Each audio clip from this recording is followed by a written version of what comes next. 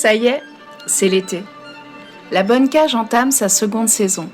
Et à la Boissière, la musique de l'été, c'est plutôt ça.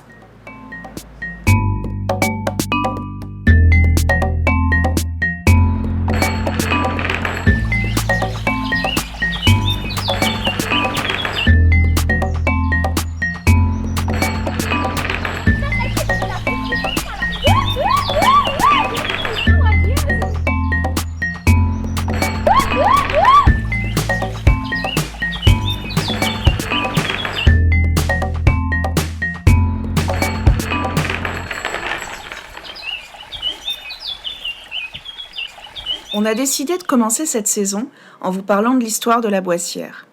On n'est pas historienne. Si on souhaite vous parler d'histoire aujourd'hui, c'est parce qu'écrire le passé du quartier compte pour ses habitants. L'Association d'action socioculturelle et éducative de la Boissière, l'ACEB, a écrit et publié 4 livres dans une collection qu'ils ont appelée « Histoire des quartiers nord de Nantes ». En 1997 paraît « Implantation et vie des lieux de culte », suivi 2 ans plus tard, en 1999, par La Jaunelière, un village au bord de l'Erdre. Puis en 2002 est publié « À la recherche d'une campagne disparue, la vie rurale et le petit port ». Et en 2017 sort le dernier ouvrage, Entre Erdre et Sens, un quartier mosaïque des années 50 à aujourd'hui.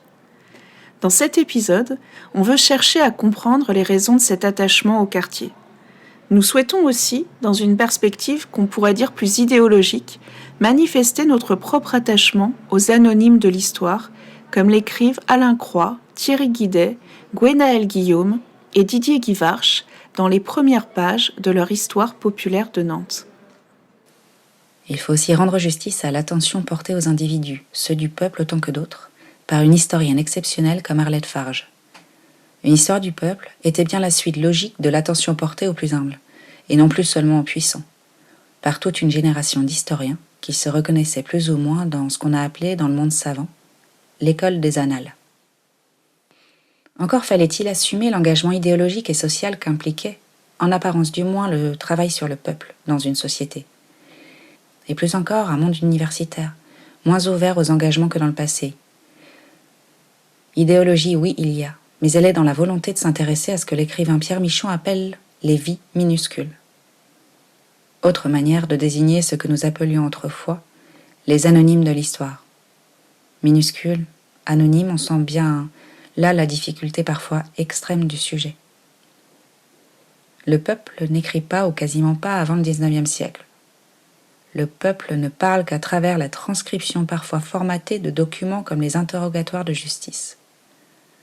Le peuple agit, certes, mais de manière collective, indifférenciée, perçue comme brute. Et donc, le plus souvent, nous reste un ensemble d'anonymes. Tout se passe, note l'historien nantais Serge Daguet, comme si les humbles ne participaient pas à l'histoire, sinon encore collectifs et anonymes. Il y a donc bien une réelle et double difficulté à vouloir écrire l'histoire du peuple. Difficulté technique, celle du manque de sources et difficulté idéologique. Si l'historien ne pose pas la question du peuple, il n'obtient évidemment pas de réponse. Enjeu lourd, donc, et pas seulement en matière d'histoire. Se soucier de ceux qui constituent les équipages des navires négriers au lieu de ne considérer que les armateurs, de ceux qui habitent la ville ordinaire bien différente des magnifiques immeubles édifiés au XVIIIe siècle, de voir si et éventuellement comment le peuple influe sur la politique menée par les édiles, se soucier de repérer la part des immigrés dans la population nantaise et dans l'activité économique et culturelle, par exemple, contribue à modifier notre regard sur la société d'aujourd'hui. Et pourquoi cacher enfin, en empruntant la formule à Arlette Farge, le plaisir à faire entendre quelque chose du silence du grand nombre? Parmi les anonymes de la Boissière, nous retrouvons Christine de la résidence Autonomie. Si c'est la première fois que vous nous écoutez, sachez qu'on l'appelle comme ça parce qu'il y a 3 Christine dans la Bonne Cage et qu'il faut bien qu'on essaie, vous et nous, de s'y retrouver un peu. Christine est née à Nantes-Nord et y a habité jusqu'au 16 mars dernier, date à laquelle elle a emménagé dans une résidence Autonomie dans un quartier voisin. Lorsqu'elle est arrivée à la Boissière, il y a 35 ans, elle n'a habité que 6 mois dans son premier logement. Il a été détruit durant les travaux d'installation du tram. Elle s'est ensuite installée près du petit centre commercial de la Boissière. Nous retrouvons aussi Sylvie, qui habite la Boissière depuis près de 30 ans. Elle nous a raconté son emménagement dans l'épisode 6. Viennent ensuite des voix que vous entendez pour la première fois. Il y a Francis, qui a grandi à la campagne. Il est arrivé à la Boissière en 1972. Il a d'abord habité en immeuble avant d'emménager dans un pavillon en 1978. C'est à lui que l'on doit, au sein de la SEB, la coordination du projet d'écriture de l'histoire du quartier. Francis nous a permis de rencontrer Jean-Louis et Marie-Thérèse. Ce sont des militants de longue date de la SEB.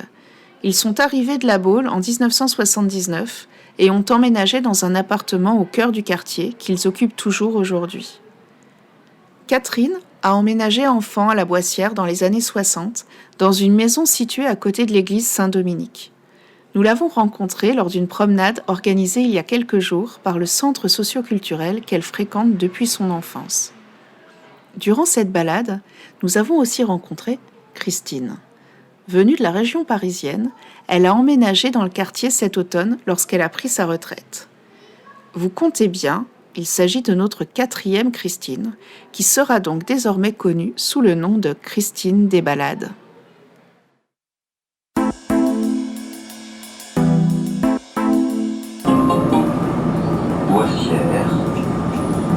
Boissière. Mais déjà, j'ai un toit sous la tête, c'est bien. Disons que je suis bien chez moi, mais enfin, je voudrais un peu plus grand quand même. Ah. J'ai une petite retraite. Les jeunes ici, ils font quoi? Ils se cachent. Quand j'étais jeune, justement, au Chêne des Anglais, on se moquait beaucoup du quartier de la Boissière. Quartier de vieux, on les appelait les ch'tis.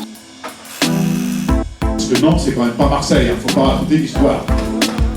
La Bonne Cage, un podcast de Frédéric Le Tourneux et Elvire Boirnon. Par contre, Frédéric, dans la convoi, il y a quelqu'un de l'empereur qui a acheté un livre sur la Boissière. Comment c'était la Boissière avant? Ça pourrait être intéressant de faire un truc sur ça. Faut que je l'ai. Il y a un livre qu'on a récupéré, nous, au centre socioculturel de la Boissière, qui s'appelle L'histoire des quartiers nord. Et t'as c'est ça. Ouais. T'as toute l'histoire de la Boissière et puis des petits pavillons, tu vois, autour et tout. Et les pavillons qui étaient en bois et tout ça. Ouais. Ils ont été faits par l'abbé Pierre. Ouais, alors ça, c'était plutôt un peu plus haut, je crois, un peu plus au nord, mais attends, les maisons en bois, c'était du côté de la petite Sancy, par là, je crois. Ouais, je crois que c'est ça, ouais, un peu plus au nord, ouais. Mais ouais, on avait récupéré ce livre, ouais. Donc, tu vois, du coup, l'histoire du quartier. Et à la Genelière aussi, il y a des trucs, hein. Il y a eu Ouais. Ouais, c'était les guinguettes et tout ça aussi, là. Voilà. Ouais. Mais ouais, on pourrait faire un épisode elle travaille, elle est bénévole en Power Note. Ah, d'accord. C'est Marie. Ok. Je pense que vous la connaissez. Non, tu nous en as parlé l'autre jour, mais moi je la connais pas. Enfin, on l'a pas rencontrée encore. Et elle s'intéresse au quartier, c'est ça? Oui, bien sûr. Mais bon, il y avait Christine, mais Christine, je sais pas, elle a pas l'air de... Elle a pas les premiers appartements qu'il y a eu à la Boissière et tout ça. Les premiers appartements, ça a eu lieu au des Renards. Le long du tram que c'est, en fait. Il y a des véhicules à Boissière, hein, je sais pas, c'est bien. Ouais, carrément. C'était que des champs avant. Et les nouveaux habitants qui habitent à la Boissière, ça serait bien qu'ils savent ça. Comment c'était, la Boissière avant tout. Vous avez reconnu Sylvie ? Pendant le confinement, en plein milieu d'une conversation téléphonique où l'on parlait d'alimentation et des aides mises en place pour les petits budgets, mais aussi des déchets qui s'accumulent dans le quartier, Sylvie nous a parlé du livre « Histoire des quartiers nord de Nantes » qu'a acheté Marie, médiatrice à l'association Empower Nantes, ou Empower, comme les appelle Sylvie. Elle nous a parlé aussi de Christine, qui a vécu toute sa vie sur Nantes-Nord avant d'en partir le jour précédant le confinement pour aménager dans une résidence autonomie. Alors nous sommes allés demander à Christine de nous raconter son histoire. Donc du coup, vous disiez que vous êtes née... Avenue de la Côte d'Or. Alors quand vous êtes l'avenue de la Côte d'Or, vous descendez le boulevard des Tribunes, c'est pas la première rue, la deuxième et la troisième. Celle qui donne juste en face de l'entrée des Vents. Ok. Et quand vous descendez cette rue-là, vous rejoignez le camping du Petit Port. D'accord, ok. C'est une rue qui descend à pic. Et moi, j'habitais au milieu de la rue. Et après, mes parents ont acheté une maison un peu plus haut, avenue des Renettes. C'est à 3 minutes à pied ils ont acheté la maison de mes grands-parents.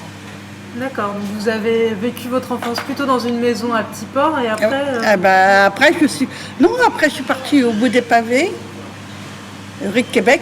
Après, je suis revenue au Petit Port et en attendant il y a au Chêne des Anglais, puis j'ai atterri à la Boissière. Mais j'ai pas quitté le périmètre Corrèze. C'est une vie à Nantes-Nord, quoi. Presque. Si j'ai fait 10 km en mes 3 déménagements, c'est tout ce que j'ai dû faire. J'ai visité du pays, parce que je suis allée au Québec. Ah oui. Et après, au Québec ouais, là-bas. Et j'ai rencontré un grand monsieur, Jacques Cartier. À la Boissière, depuis la rue des Renards, on peut emprunter la rue Jacques Cartier, du nom de l'explorateur qui découvrit le Canada, pour rejoindre à pied les Tours Québec, des bâtiments de 13 étages aux halls et escaliers occupés par des activités de deal, qui vont être réhabilités dans le cadre du projet global Nantes-Nord, dont on vous a parlé durant le dernier épisode. On ne se retrouve plus alors à la Boissière, mais à Bout-des-Landes, et on a traversé Bout-des-Pavés, Chêne des Anglais. Christine Desbalades nous lit depuis les bords du ruisseau, le Sens, la première page d'Histoire des quartiers nord de Nantes. L'hippodrome, que déversait par derrière comme aujourd'hui la route des Tribunes, donnait au nord et à l'ouest sur la campagne. Au-delà de la piste sommairement balisée qui bordait une haie vif, commençait une végétation maigre et rabougrie. Les petits champs herbus du bocage aux haies semées de chênes étêtés. Ainsi s'exprime Julien Gracq, dans la forme d'une ville. Lorsqu'il évoque le Petit Port et la campagne environnante des années 30, il se souvient qu'au pont du Sens, le ruisseau du Sens, à cette époque, formait la limite de la ville dont les dernières maisons ne l'éteignaient même pas. Au-delà du pont, la route montait entre les prairies closes de haies. On y voyait un petit puits couvert. Et pourtant, des villages existaient, disséminés dans la campagne au point d'avoir été ignorés par Julien Gracq. Les noms, les lieux-dits, Bout-des-Pavés, Bout-des-Landes, ne font-ils pas référence à cette situation géographique aux confins de la ville ? Même dans les années 60, alors que l'urbanisation avait commencé, les quartiers situés au nord du Sens demeuraient à l'écart de la ville. Un journaliste venu faire un reportage sur notre quartier avait tiré son article « Un après-midi au bout du monde ». Ce bout du monde porte les traces structurantes de l'histoire économique et sociale de la ville.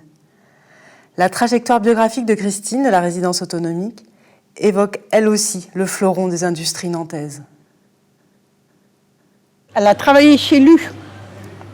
Et mon papa, il travaillait au chantier Nantes-Saint-Nazaire. D'accord, ok. Il était soudeur marin. Dis-moi, pour faire les sous-marins. Il fallait être un bon soudeur parce que autrement, il a fait le franc. J'ai visité pas mal de bateaux, mais c'est pareil, j'étais trop jeune pour m'en souvenir. À chaque fois qu'il finissait un bateau, on avait le droit d'aller le visiter, mais oui, avant qu'il soit parti, mais Mais c'est mes cousins qui s'en rappellent parce qu'ils étaient plus vieux. Puis moi, étant gamine, un bateau, moi, ça m'intéresse. La seule chose qui m'intéressait, c'était manger une glace après. L'histoire familiale de Christine, c'est également celle du sport. Nantes-Nord, jusque dans les années 50, est principalement un territoire d'eau et de champs. Le sport, au XIXe siècle et encore au début du XXe siècle, reste une pratique principalement réservée aux classes aisées ou encadrée par l'Église ou le patronat, pour occuper les ouvriers le dimanche.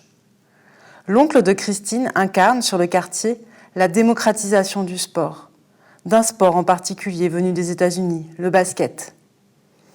L'initiative ne vient plus du patronat ou de l'Église, mais d'un collectif d'habitants qui crée le club de basket de la Chauvinière pour encadrer la jeunesse. Parce que le club de basket de la Chauvinière, il existe depuis 1900... C'est mon oncle qui l'a créé. Maintenant, le gymnase porte son nom, à côté de l'école du Beau. Ah oui, on nous en a parlé aussi. Ben, j'ai l'article à la maison, si vous voulez, je vous l'apporterai un jour. Ah oui, très volontiers. Il s'appelle comment du coup, votre oncle? Lucien David. Ben, moi, je suis une David, malgré. David. Ma mère, c'était la sœur aînée de Monsieur David. D'accord, ok. Et donc ce Lucien David, il avait un peu un rôle important dans le quartier? C'est lui qui a créé le club de basket. D'accord. En 49. Tout ça pour empêcher les jeunes de traîner par... avec un ami, il a créé le basket Chauvinière. Et à l'époque, c'était dans le centre de l'école. Il y a tout un article sur lui. Non, j'ai même pas mon portable, justement. C'est marqué, c'est paru sur Ouest France. Il y a tout un article sur Ouest France. Et ça fait à peu près 3 ans. L'article? Oui, qu'il est paru. Quand le gymnase a porté son nom. Ces dernières années, le club a eu par 2 fois les honneurs de la presse régionale. L'article, qu'a fièrement conservé Christine, date de 2018 et est publié à l'occasion du changement de nom du gymnase, qui devient alors le gymnase Lucien David. 2 ans plus tôt, paraît un article à l'occasion des 70 ans du club. C'est Catherine, qui partage avec Christine des balades L'amour de la marche, qui nous en fait la lecture. Le club de basket de l'Amicale laïque de la Chauvinière fêtera prochainement son 70e anniversaire. À cette occasion, les dirigeants lancent un appel aux anciens licenciés invités à fêter cet événement qui se déroulera les 30 avril et 1er mai. 70 ans d'une association, ce n'est pas si commun. L'ancienne amicale laïque du Val d'Or, créée en 1946, a fait son chemin. Au lendemain de la guerre, une poignée de courageux se mit à pratiquer le basket en extérieur. Les panneaux étaient accrochés sur des poteaux de bois et le sol était en terre battue. Raconte Francis Pézlerbe. Dans l'histoire des quartiers nord et de Nantes. Des pages d'un livre écrit par des historiens à l'adresse du grand public, aux feuilles d'un quotidien régional, en passant par une histoire de vie individuelle, nous voici vraiment entrés de plein pied dans l'histoire du quartier. Et on y retrouve une grande figure, Francis Pézlerbe. Fils d'agriculteur, Francis passe son enfance dans une zone rurale du département. Après un parcours scolaire chaotique, mais obstiné, durant lequel il aide ses parents à la ferme, il devient enseignant, puis s'inscrit à l'université pour faire médecine. Il exerce en tant que médecin du travail, tout en s'engageant très fortement dans la vie du quartier de la Boissière, où il habite un pavillon. Il est président de la SEB lorsqu'émerge pour la première fois le projet de faire un livre sur l'histoire du quartier. Mais vous n'avez pas le livre sur le premier livre, Rose? Non. Alors. Moi, je connais que celui-là, moi. Ah oui, alors ce bouquin, le Rose, c'est une histoire. Moi, je travaillais, j'avais bien du temps, mais j'assistais pas aux réunions Histoire du quartier, d'autant plus qu'il y avait une animatrice qui suivait le groupe ici, quoi. Et on décide de faire un livre, quoi. Alors, on n'avait pas encore trop discuté de ce qu'on allait faire. Et je viens à la réunion Et on dit, on va faire un livre sur l'histoire des églises. Wow, je dis, qu'est-ce qui se passe, l'histoire des églises? Elle dit, oui, parce que celle-là, c'est les 80 ans de Notre-Dame de Lourdes, c'est les tant d'années de Saint-François et tout. Alors, comme c'était des bigotes, ils ont dit, elles travaillaient pour leur paroisse, et dit, on va faire un livre là-dessus. Je dis, oh là là là là là là là là, qu'est-ce que ça va me donner? Alors, en effet, ça donnait que c'était... ils avaient récolté les sermons, les trucs comme ça. Et j'avais un copain, j'ai coopté un copain, un gars qui est devenu un copain, qui était professeur d'histoire, qui nous a aidé beaucoup, parce que moi je ne suis pas historien, donc il nous a permis de mieux cadrer notre... Et au bout d'un, on a dit, il faut qu'on reprenne ça, hein. C'est pas possible ça.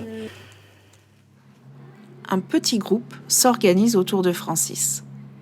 4 livres paraissent au croisement de l'histoire nationale et locale et de la mémoire de celles et ceux qui vivent ou ont vécu à la Boissière. C'est un quartier neuf, puisque jusqu'en 55-56, c'était des fermes. Hein. D'ailleurs, tout Nantes-Nord, hein, puisqu'il y avait 32 fermes, hein, sur Nantes-Nord. Hein. Et récemment, j'ai écrit un article là, sur le bout des pavés qui est complètement démoli et reconstruit.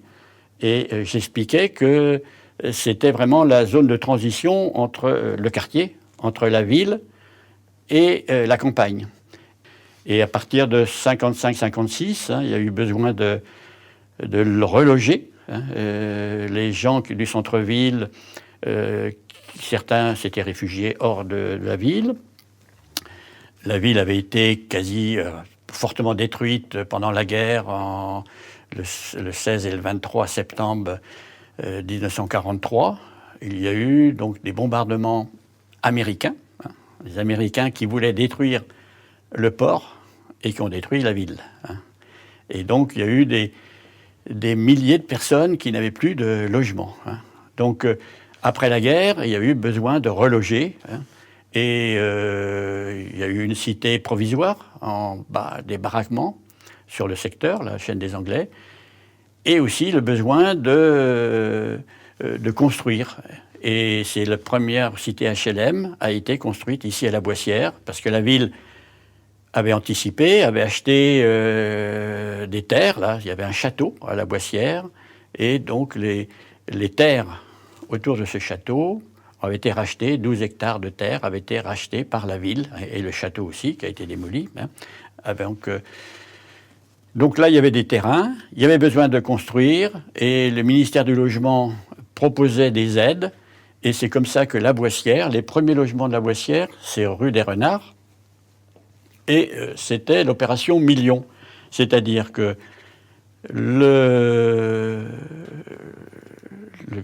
l'État, hein, le ministère, donnait une subvention à condition que chaque logement des T3, T4 le coût ne dépasse pas 1 million de francs de l'époque. Ça veut dire que c'était moitié moins cher que ce qui se construisait ailleurs. D'où des logements qui étaient très, très précaires, très simples. Hein, déjà début d'industrialisation, parce que les fenêtres, tout ça, tout était construit avant et posé. Donc la cité est arrivée là dans des champs. Hein. Et j'ai quand même oublié autre chose. Il y avait les premières constructions qui étaient des petites maisons, hein, juste après la cité de la Boissière. D'ailleurs, ça s'appelait la Petite Boissière. Hein. Enfin, ça s'appelait la Boissière et c'est devenu la Petite Boissière à partir du moment où on a construit les HLM. Mais avant les HLM, c'était la Petite Boissière qui était uniquement des maisons. Des maisons, il y en a eu avec un groupe Castor, où les gens donc construisaient leurs maisons. Il y en a eu 350 maisons de construites d'abord en 55, 56 et à partir de 57, extension de cette emprise de maisons individuelles. Un premier projet qui, on a le photo, hein, qui est dans la photo de ce projet, où il y avait des maisons individuelles aussi, mais on commençait à s'interroger sur l'espace qui étaient grignotés donc c'était plus possible d'une petite maison. Et on a le premier projet où il y avait des maisons et des immeubles qui n'a jamais été réalisé. Et ensuite, ça a été donc des immeubles parce que l'État ne subventionnait plus les maisons individuelles, déjà, dans les années 55. Ces changements, on a eu la chance de les observer de nos yeux aux archives municipales où travaille Nathalie Barret, responsable de l'histoire et des mémoires des quartiers, qui a rassemblé pour nous un grand nombre de documents. Vous pourrez en voir quelques-uns si vous vous rendez sur notre chaîne YouTube La Bonne Cage. Nous vous mettrons le lien dans les notes du podcast. Pour comprendre et raconter l'histoire de la Boissière, nous avons donc des livres d'histoire scientifique et amateurs, des articles de presse, des témoignages et des archives. Il y a aussi des enquêtes. Encore une fois, l'histoire rejoint les vies minuscules. Il s'agit cette fois de l'histoire scientifique. À leur début, les sciences sociales se sont constituées par le biais de grandes enquêtes, qui ont été menées par des scientifiques avec l'appui militant des personnes concernées.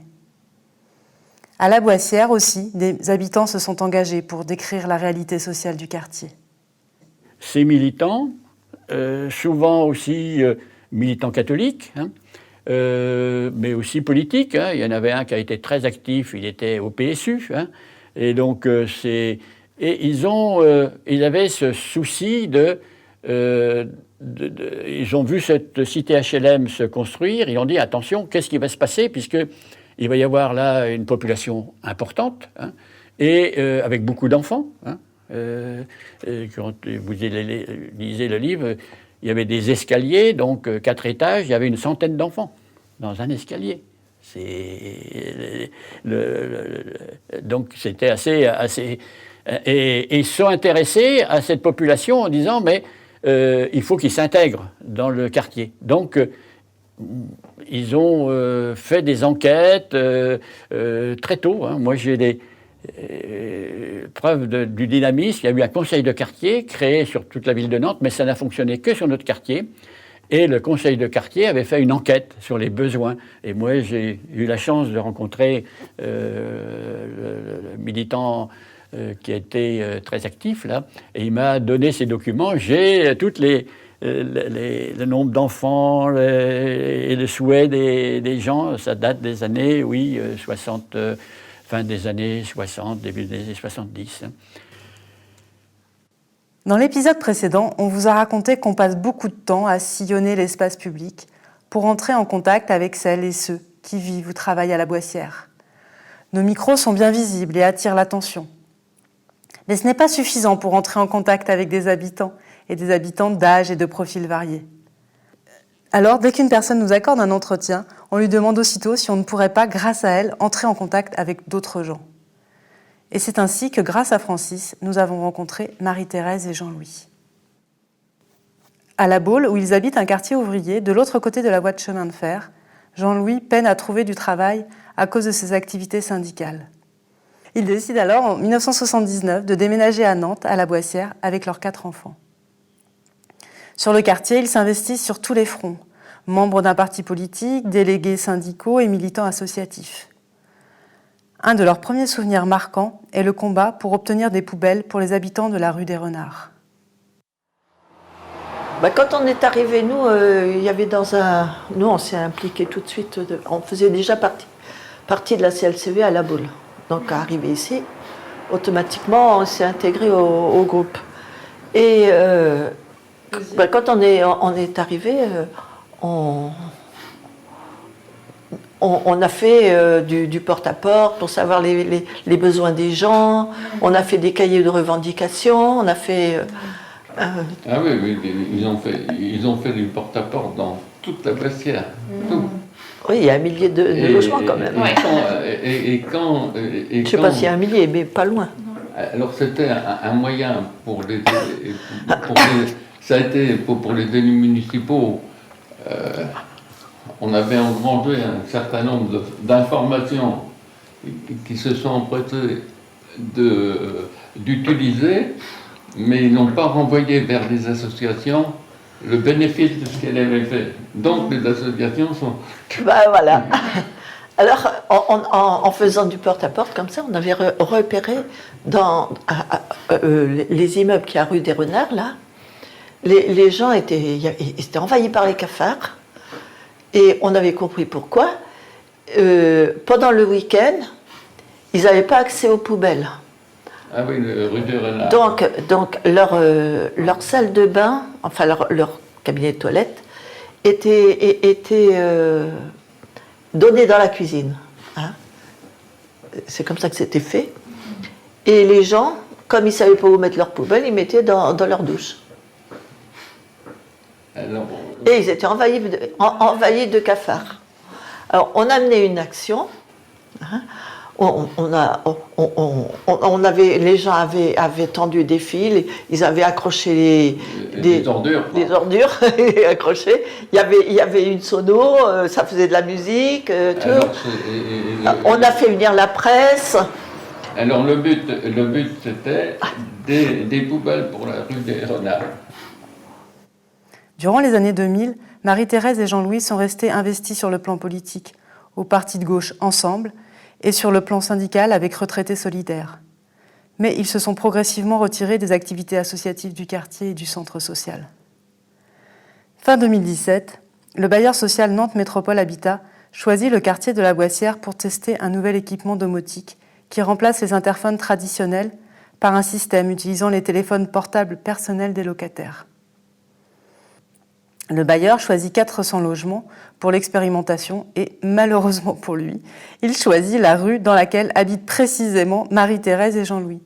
Alors, ni une ni deux, le couple fait à nouveau le tour des cages d'escalier pour recueillir l'avis des locataires et, face à l'opposition d'une bonne partie d'entre eux, lance une pétition. Et puis, on a eu un problème. Ils nous ont changé nos interphones et c'était nos téléphones qui servaient d'interphone. Donc on a dit, c'est pas normal, c'est pas aux locataires de fournir l'interphone. Alors il y a les gens qui nous voyaient dans la rue, qu'est-ce qu'on fait, c'est pas normal, on va pas rester comme ça. Moi je dis aux gens, on peut faire une pétition si vous voulez.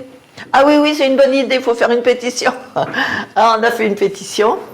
Alors c'est pour ça, ils ont fait une pétition qu'on avait envoyée, et c'est surtout Marie-Thérèse qui a travaillé là-dessus.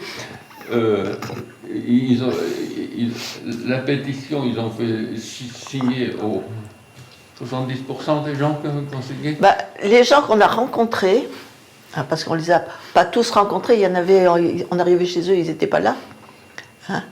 Les gens qu'on a rencontrés, plus de 90% ont signé la pétition. Mais c'était dans un quartier particulier de la Boissière. Alors, cette rue et la rue qui est en haut. Mais ils avaient prévu de faire toute la cité. Hein. Mais là, ça les a arrêtés. Hein. La pétition, on l'avait envoyée aux responsables politiques, le président de l'office des HLM, au directeur de l'office des HLM, et on avait fait une conférence de presse. Ici. Et là. Alors, il y avait une douzaine. Une conférence de presse. Le lendemain, le directeur, il nous appelle, oui, qu'est-ce que c'est que ça on veut vous rencontrer. Et avant, on avait beau leur écrire et tout, on n'avait pas de réponse. Ils nous ont, alors le directeur a baratiné en disant ça peut être un truc mobile, ceci, cela, et puis on avait compris qu'il ne voulait pas s'aider. Et nous... D'ailleurs, il nous l'a dit à une réunion, il tapait sur sa table et il dit je ne reviendrai jamais en arrière. Et à partir du moment où les gens commencent à se mettre en colère comme ça, c'est qu'ils sont sur le point de céder. Faut le savoir, ça. Marie-Thérèse et Jean-Louis nous montrent eux aussi avec fierté les 2 articles que la presse régionale a consacrés à leurs revendications. D'ailleurs, ils attendent toujours le dénouement de ce combat parce que les travaux d'interphone ont été stoppés pendant le confinement. Francis nous avait aussi conseillé d'aller voir Maria. Bénévole de longue date et membre du bureau de la SEB, elle est assistante maternelle et avec elle nous avons parlé des lieux où jouent les enfants de la Boissière. En sortant de l'entretien, on a marché, on a pris le sentier des Renards en direction d'un espace de jeu que l'on ne connaissait pas encore et on a aperçu des jardins familiaux. En poursuivant la route, nous sommes arrivés à une ferme urbaine. Disparue depuis des décennies, l'agriculture fait son retour dans le quartier. Hugo, Maxime et Margot, tous trois âgés de 25 ans, ont initié il y a 1 an un projet d'agriculture maraîchère. Ils vivent et travaillent sur place. On est au milieu des arbres, entre les tours et le périph'. Et Hugo nous explique le projet de la ferme du Contrevent.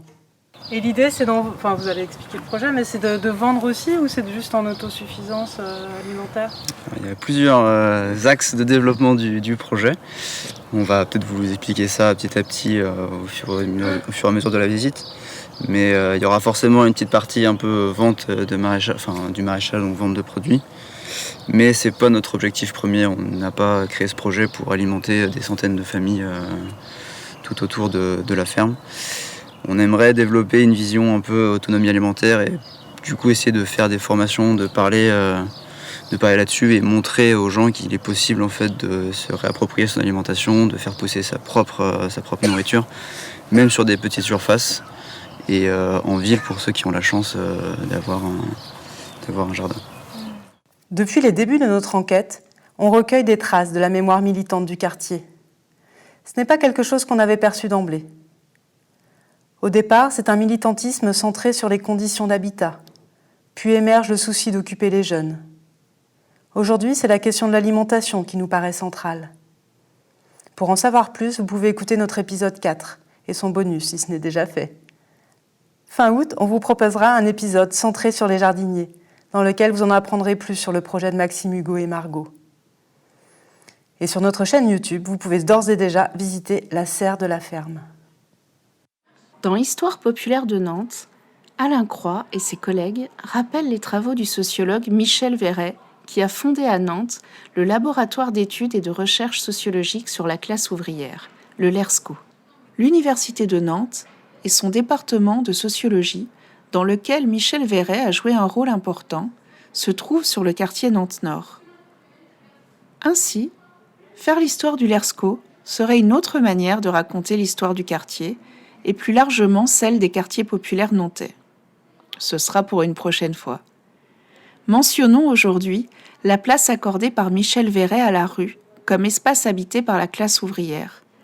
Être dans la rue, rappelle Alain Croix, c'est s'échapper d'un logement exigu et de mauvaise qualité pour se retrouver, comme il l'écrit, dans un espace commun, un lieu partagé, une interface sociale. Un endroit de convivialité, de loisirs et de culture accessible à tous, notamment lors des fêtes. Une fête, il devait y en avoir une ce dimanche 21 juin. Le centre socio-culturel avait prévu des concerts, tout comme Pedro, restaurateur au sein du centre commercial de la Boissière, qui comptait installer une estrade et faire venir un DJ. Dans un contexte international d'épidémie de Covid et de manifestations contre le racisme et la brutalité policière, et un contexte local de commémoration de la mort de Steve Maia Caniço, la fête de la musique a été interdite. C'est au balcon que les Nantais ont été invités à faire entendre leurs décibels. Des balcons qui, à la tour Claudel de la Boissière, sont condamnés depuis plusieurs mois dans l'attente de travaux. Encore et toujours, ce silence des vies minuscules. Nous arrivons aux dernières pages d'Histoire populaire de Nantes. Le dernier chapitre s'appelle « Le droit à la ville ». Du tracé des lignes de tramway à l'aide financière accordée aux primo-accédants à la propriété, de la rénovation de l'habitat social à la construction de médiathèques de quartier s'est manifestée, dans la durée, une volonté de corriger le monde comme il va, la ville comme elle va, les logiques aveugles du marché immobilier et de la ségrégation sociale. Et cela n'est pas pour rien dans la relative robustesse d'un modèle nantais, dans la capacité à faire tenir ensemble, tant bien que mal, les peuples qui constituent cette cité. Toutefois, le risque est grand que les fractions populaires les plus marginalisées cessent d'être les actrices de leur propre vie pour devenir de simples objets de sollicitude. Dans Le droit à la ville, un titre devenu slogan, paru tout juste 2 mois avant mai 68, le philosophe Henri Lefebvre note que ces exclus ne méritent pas le nom de peuple. Pas de mépris dans ce propos, mais le constat d'une vie si dure qu'elle prive de toute conscience collective. Cette histoire du peuple de Nantes, un essai de faire entendre quelque chose du silence du grand nombre, participe du droit de tous à la ville. Les femmes et les hommes d'aujourd'hui s'adossent à l'immense forêt des âges. S'y pressent les pensionnaires de la maison du pauvre et les constructeurs du château, les gueux enfermés au sanitas et les matelots embarqués à bord des navires négriers, les blanchisseuses de Barbin, les prostituées bretonnes, les dockers en grève chargés par la cavalerie, les conscrits de 14, le boulanger engagé dans les brigades internationales, les résistants espagnols, le jossiste déporté à Neuengamme, les maçons portugais, bâtisseurs de la ZUB de Bellevue, les ouvriers occupants Sud Aviation, pas tous des saints de vitriailles, pas tous des héros des barricades. Quelques traces dans les registres paroissiaux, quelques profils perdus retrouvés dans une liasse d'archives, des noms qui surnagent dans l'écume des siècles, et tant d'autres à jamais tus. La bonne cage, c'est Elvire, c'est moi, et c'est Fred, c'est elle. Tous les 15 jours, on vous propose de plonger avec nous dans le quotidien des habitantes et habitantes de la Boissière. Pour le prochain épisode, on vous invite à préparer serviettes et crème solaire parce qu'on vous emmènera à la pataugeoire. Nous remercions pour cet épisode Tico pour le mixage, Reine pour la musique d'été, Erel Latimier pour la lecture, ainsi que Catherine et Christine des balades. À dans 15 jours. On emmenait d'où nos enfants en manifestation? À la Baule ou à Saint-Nazaire, puisque c'est à côté. Et puis, notre grande fille, qui maintenant travaille aux impôts, puis habite La Réunion, à la maternelle de la Baule, avec les gosses de bourgeois, Prends le patron, tu auras sa galette. Prends le patron, t'auras son pognon. Si tu prends pas le patron, t'auras pas sa galette. Si tu prends pour les histoires ouvrières, t'auras pas son à pognon. Saint-Nazaire.